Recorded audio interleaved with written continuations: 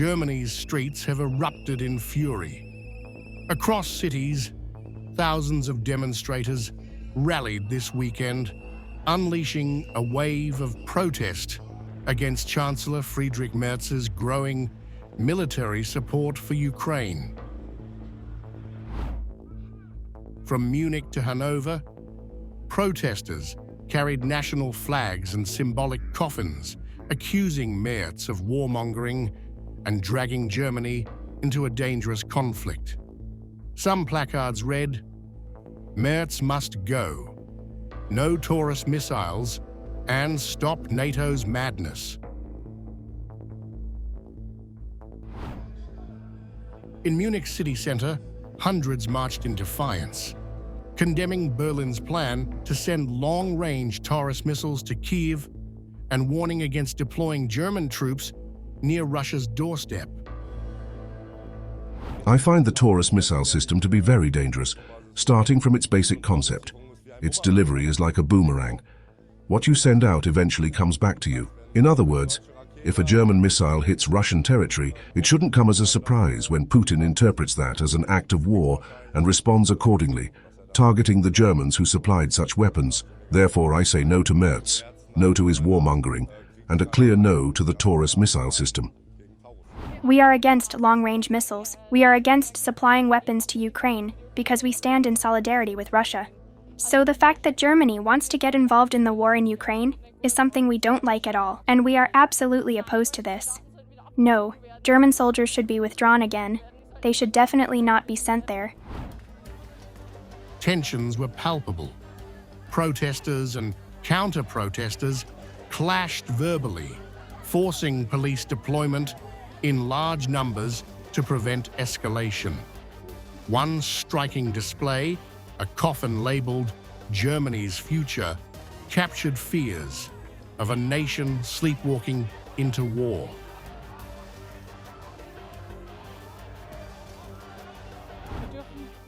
We must not attack Russia. You should have understood that after trying it twice in our history. Merz is the worst thing that could have happened to us. It is from BlackRock, and it is controlled by BlackRock. The anger didn't stop at foreign policy. Protesters lashed out at Merz's asylum policies, claiming the system is overwhelmed and national security is being compromised. One activist even called him a traitor to the fatherland. I think that Friedrich Merz is not just a professional liar, as they say every time, but a criminal and a traitor to the fatherland. The man must go. He must be replaced immediately. This isn't a one-off flare-up. The protests come days after Merz stood shoulder to shoulder with Ukrainian President Volodymyr Zelensky in Berlin, announcing a game-changing weapons deal that shattered previous red lines.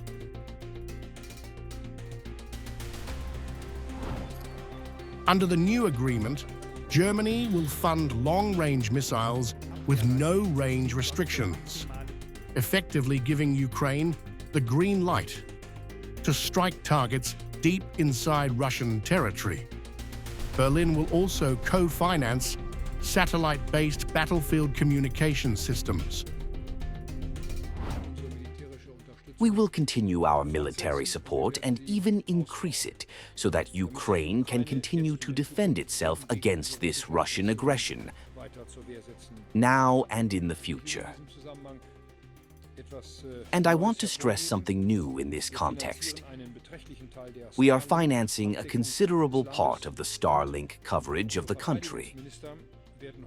And our defense ministers are going to sign a memorandum of understanding on the procurement of long-range weapon systems produced by Ukraine, so-called long-range fires. There will be no range limits on these. Ukraine will be able to fully defend itself, including against military targets outside its own territory. Russia responded with fury. The Kremlin condemned the deal as an act of war, branding Germany an enemy and warning of severe consequences.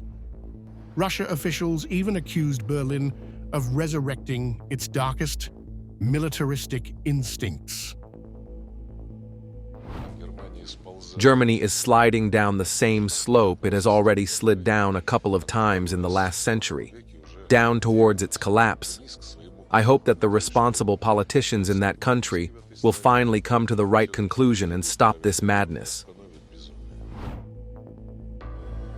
From sending helmets to now enabling deep strike capabilities, Germany has transformed into the second largest arms supplier to Ukraine, only behind the US. It's a historic pivot from its post-Backlash military restraint.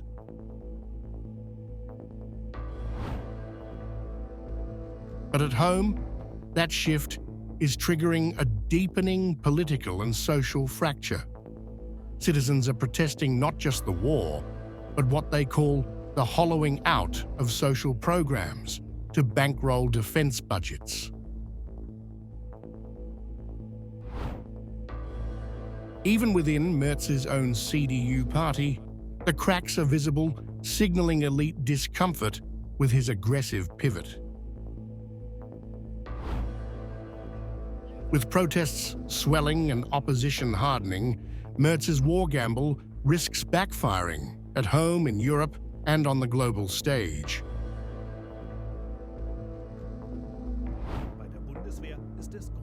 As German missiles edge closer to Moscow and dissent spreads across the homeland, the question is no longer if there will be blowback, but how soon and how severe.